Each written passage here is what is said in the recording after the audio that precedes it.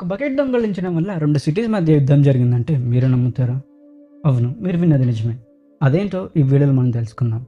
దానితో పాటు world's most expensive coffee గురించి, అలాగే స్వీడన్‌లోని స్నో హోటల్స్ గురించి, ఇంకా మహారాష్ట్రలోని మిస్టీరియస్ లేక్ గురించి కూడా ఈ వీడియోలో మనం తెలుసుకుందాం.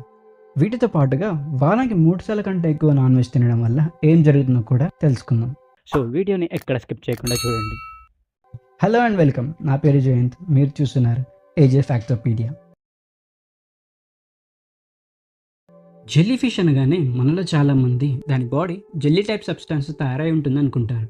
కానీ నిజానికి వాటి బాడీలో 95% వాటర్ని కలిగి ఉంటాయి. దీనివల్ల ఇవి చాలా ట్రాన్స్పరెంట్గా ఉంటాయి.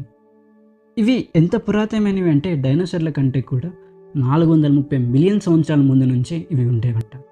అంతేకాదు, ఇవి భూమి యొక్క 5 మాస్ ఎక్స్టింక్షన్స్ నుంచి కూడా సర్వైవ్ అయ్యాయి. ఈ జెల్లీ ఫిషెస్లో కొన్ని స్పీషీస్కి రీజనరేటివ్ పవర్ కూడా ఉంది. మోస్ట్ ఇంట్రెస్టింగ్ థింగ్ ఏంటంటే వీటికి కళ్ళు, గుండె, అలాగే లంగ్స్ అండ్ బ్రెయిన్ కూడా ఉండవంట.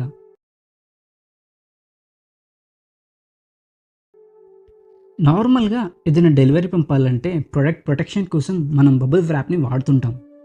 కానీ ఈ బబుల్ వ్రాప్ని ఏ పర్పస్ మీద కనిపెట్టారో మీకు తెలుసా? 1957లో ఆల్ఫ్రెడ్ ఫీల్డింగ్ అండ్ మేట్ చావెనెస్ అనే ఇద్దరు వ్యక్తులు కలిసి దీన్ని ఒక వాల్పేపర్ డిజైనింగ్గా తయారు చేశారు. కానీ ఈ డిజైన్ అప్పటి మార్కెట్లలో పెద్దగా క్లిక్ అవ్వకపోవడంతో గ్రీన్ హౌస్ ఇన్స్టాలేషన్గా దీనిని వాడడం మొదలుపెట్టారు. ఆ తర్వాత ప్యాకింగ్ మెటీరియల్ యూజ్ అవుతుందని గుర్తించిన ఇన్వెంటర్స్ దీన్ని ప్యాకింగ్ కోసం వాడడం మొదలుపెట్టారు. 1961లో బబుల్ వ్రాప్ని ప్యాకింగ్ మెటీరియల్గా మొట్టమొదటిసారిగా ఉపయోగించారు. IBMకు చెందిన IBM 1401 అనే కంప్యూటర్ షిప్మెంట్ కోసం దీనిని ఫస్ట్ టైం అఫీషియల్గా ఉపయోగించారు. స్వీట్ పొటాటోస్, వీటిని ఇష్టపడిన వాళ్ళు ఎవరు ఉండరు. తీయగా ఉండే ఈ స్వీట్ పొటాటోస్ని పిల్లలు, పెద్దలు అందరూ ఇష్టంగా తింటారు. కానీ మీరు ఎప్పుడైనా ఇది గమనించారా? రా స్వీట్ పొటాటోస్ తిన్నప్పుడు టేస్ట్లెస్గా ఉంటుంది. అదే బాయిల్ చేసుకొని తిన్నప్పుడు తీయగా ఉంటుంది. ఎందుకో మీకు తెలుసా? స్వీట్ పొటాటోస్లో చాలా వరకు స్టార్చ్ ఉంటుంది. ఈ స్టార్చ్ బాయిల్ చేసినప్పుడు బ్రేక్ డౌన్ అయ్యి మాల్టోస్గా మారుతుంది. మాల్టోస్ అనేది ఒక టైప్ ఆఫ్ షుగర్. దీనివల్లే స్వీట్ పొటాటోస్కి ఈ స్వీట్నెస్ అనేది యాడ్ అవుతుంది. అంతేకాదు, స్వీట్ పొటాటోస్ తినడం వల్ల చాలా హెల్త్ బెనిఫిట్స్ ఉన్నాయి. వీటిలో vitamin A, vitamin C, vitamin B6తో పాటు fibre, potassium and antioxidants పుష్కలంగా ఉంటాయి. వీటితో పాటుగా స్వీట్ పొటాటోస్లో షుగర్ కంటెంట్ అనేది తక్కువగా ఉండడం వల్ల దీనిని బెస్ట్ సైడ్ డిష్గా అండ్ స్నాక్ డిష్గా ఉపయోగించవచ్చు. ఏ సైంటిఫిక్ ల్యాబ్లోనైనా ఎలుకలు లేనిదే టెస్టులు జరగవు. అలా ఎన్నో ఎలుకలు సైంటిఫిక్ ఎక్స్పెరిమెంట్స్కి బలయ్యాయి. కానీ రష్యా అకాడమీ ఆఫ్ సైన్స్ వాళ్ళు ఈ ఎలుకల చిహ్నంగా ఒక స్టాచ్యూ నిర్మించారు. 2013 జూలై 1న సైబీరియాలోని నోవోసిబిర్స్క్ అనే సిటీలో the institute of cytology and genetics of Russia academy వాళ్ళు సిటీ యొక్క 120వ యానివర్సరీకి దీనిని నిర్మించారు. మెడికల్ డెవలప్మెంట్ కోసం చేసిన జెనెటిక్ రీసెర్చెస్లో చనిపోయిన ఎలుకల చిహ్నంగా ది మాన్యుమెంట్ ఆఫ్ ల్యాబొరేటరీ మౌస్ని నిర్మించారు.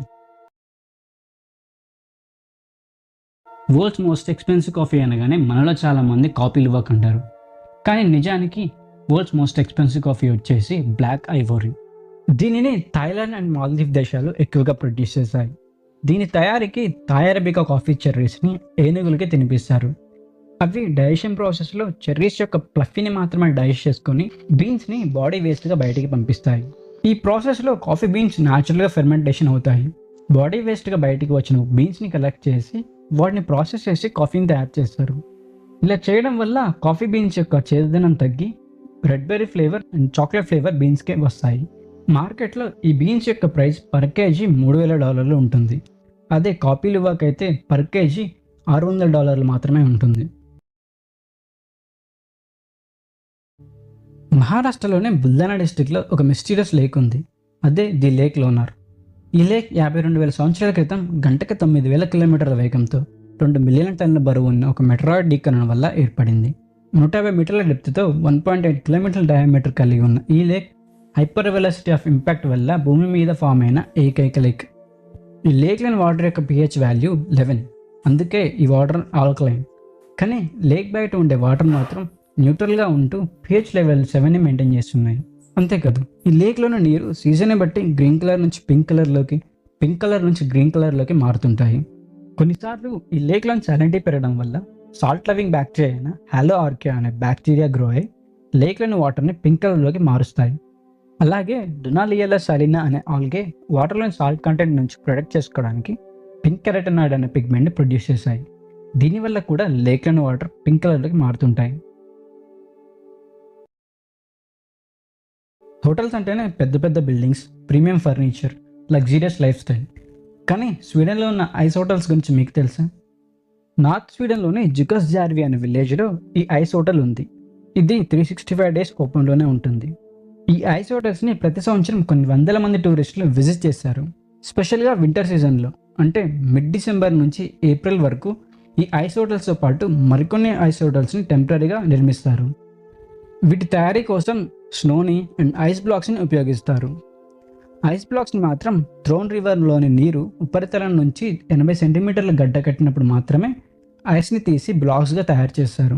ఈ ఐస్ హోటల్స్లో bars, music halls, reception area and dining area, ఇంకా రూమ్స్ కూడా ఉంటాయి. అంతేకాదు ఈ ఐస్ హోటల్స్లో -5°C నుంచి -8°C ఉంటాయి. సో విజిటర్స్ని వార్మ్ క్లోత్స్, హ్యాట్స్ అండ్ గ్లౌస్ని వేసుకోవాలని అక్కడి హోటల్ స్టాఫ్ సజెస్ట్ చేస్తుంది. అంతేకాదు విజిటర్స్ థర్మల్ స్లీపింగ్ బ్యాగ్స్లోనే నిద్రపోతారు. ఒక నైట్కి ఈ హోటల్లో స్టే చేయడానికి పర్ పర్సన్ $300 నుంచి $3,000 వరకు ఛార్జ్ చేశారు. జపాన్లో ఒక కల్చర్ ఉంది. ఎవరైతే ఎక్కువ సంవత్సరాలు బ్రతికి ఉంటారో వారి బర్త్డేస్ని వెల్ఫేర్ అఫీషియల్స్ వాళ్ళు సెలబ్రేట్ చేస్తారు. సో ఈ కల్చర్లో భాగంగా వెల్ఫేర్ అఫీషియల్స్ సోజన్ క్యాటో అనే వ్యక్తిని తన 111వ బర్త్డే సెలబ్రేట్ చేయాలని తన ఇంటికి వెళ్ళారు. కానీ అఫీషియల్స్కి సోజన్ క్యాటో ఎవరిని కలవడానికి ఇష్టపడడం లేదని తన ఫ్యామిలీ మెంబర్స్ చెప్పి పంపించారు. బర్త్డే దగ్గర పడుతుండడంతో అఫీషియల్స్ చాలాసార్లు ఇంటికి వచ్చి వెళ్ళారు. కానీ వచ్చిన ప్రతిసారి క్యాటోని కలవనీయకుండా ఇంట్లో వాళ్ళు అఫీషియల్స్కి ఏదో ఒక విధంగా అడ్డుపడేవారు. ఇలా ఫ్యామిలీ వాళ్ళు ప్రతిసారి అడ్డుకోవడంతో అఫీషియల్స్కి సస్పీషియస్గా అనిపించి పోలీస్ ఫోర్స్తో వచ్చి సోజన్ క్యాటో రూమ్కి వెళ్ళారు. ఆ రూమ్లో సోజన్ క్యాటో బాడీ మమ్మిఫై చేసి బెడ్ మీద ఉంచారు. పోలీస్ ఇన్వెస్టిగేషన్లో తనని తాను ఆ రూమ్కి అంకితం చేసుకొని లివింగ్ బుద్ధాగా 30 ఏళ్ల క్రితమే మారాడని సోజన్ క్యాటో ఫ్యామిలీ మెంబర్స్ చెప్పారు. కానీ ఈ 30 ఏళ్ళు తన పేరు మీద 9.5 మిలియన్ యాన్స్, అంటే అప్రాక్సిమేట్లీ 51,80,000 వరకు పెన్షన్ని క్యాటో బ్యాంక్ అకౌంట్ నుంచే తీసుకున్నారు. అంతేకాదు ఇందులో కొంచెం మనీని ఈ విషయం బయటపడిన రీసెంట్ టైమ్స్లోనే విత్డ్రా చేశారంట. ఒక బకెట్ దొంగిలించడం వల్ల 2 సిటీస్ మధ్య యుద్ధం జరిగిందని మీకు తెలుసా? 1325లో ఇటలీలోని బొల్గానా అండ్ మదీనా అనే 2 సిటీస్ మధ్య ఈ యుద్ధం జరిగింది. మదీనా సోల్జర్ బొల్గానా సిటీలోని ఒక బావి నుంచి బకెట్ని తీసుకుని వెళ్ళాడు. ఈ విషయం తెలుసుకున్న బొల్గానా సిటీ అఫీషియల్స్ ఆ బకెట్ని తిరిగి ఇవ్వమని అడిగారు. కానీ మొదీనా సిటీ అఫీషియల్స్ దీనికి నిరాకరించడంతో మండిపడిన బొల్గానా అఫీషియల్స్ మొదీనా సిటీ మీద తన 32,000 మంది సోల్జర్స్ దాడి చేసింది. ఈ యుద్ధంలో మొదీనా సిటీ తన 7,000 మంది సోల్జర్స్ తలపడి గెలిచింది. దాదాపు 2,000 మంది సోల్జర్స్ ఈ 2 సిటీస్ ఆర్మీస్లలో చనిపోయారు. ఈ యుద్ధంలో గెలిచిన మదీనా సిటీ ఇంకొక బావి నుంచి మళ్ళీ బకెట్ని ట్రోఫీగా తీసుకుని వచ్చింది. ఆక్స్ఫర్డ్ యూనివర్సిటీ ఎక్స్పర్ట్స్ చేసిన ఒక స్టడీ ప్రకారం వారానికి 3 సార్లు కంటే ఎక్కువగా రెడ్ మీట్ కానీ ప్రాసెస్ మీట్ కానీ తీసుకోవడం వల్ల 9 టైప్స్ ఆఫ్ హెల్త్ ఇష్యూస్ అనేవి పెరుగుతాయంట. అవి ఏంటంటే obesity, being over weight, resistant to antibodies అంటే మనం తీసుకున్న మెడిసిన్ ప్రభావం మన మీద పడకపోవడం, heart related issues like cholesterol, high BP రావడం, కొన్నిసార్లు క్రోనిక్ అబ్స్ట్రక్టివ్ పల్మనరీ గుండె జబ్బు కూడా రావచ్చంట. అంతేకాదు intestinal disorders, hormonal discoordination, cancer, అలాగే కార్డియోవాస్కులర్ డిజీజ్ కూడా వస్తాయంట. వీటితో పాటు టైప్ 2 డయాబెటీస్, ఇంకా లైఫ్ ఎక్స్పెక్టెన్సీ కూడా తగ్గుతుందంట. So my dear meat lovers, ఈసారి మీట్ తినేటప్పుడు కొంచెం జాగ్రత్త. ఈ వీడియోకి ఇంతే ఫ్రెండ్స్. ఇన్ఫర్మేటివ్ అనిపిస్తే ప్లీజ్ లైక్ అండ్ సబ్స్క్రైబ్.